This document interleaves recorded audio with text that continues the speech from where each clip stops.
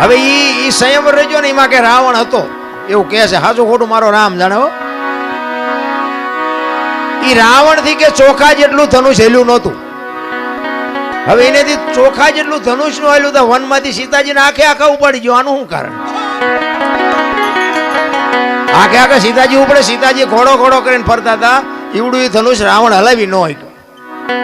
અને વનમાંથી જેથી લક્ષ્મણ રેખા ઓળંગી ગયા અને સીતાજી આખે આખા ઉપાડી ગયો.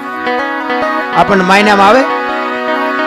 પણ આમાં એક વાત પડી છે, ભોળાનાથ અને પાર્વતી બે જયારે હિમાલય ઉપર હતા ને, ત્યારે પાર્વતીમાં વિષ્ણુ ભગવાનને અહીંયા બેહવા માટે ગયા અને વિષ્ણુ ભગવાને મકાન બનાવ્યું હતું.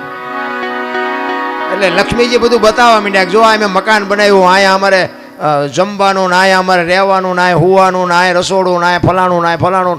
બૈરાનો સ્વભાવ હોય ઘરમાં.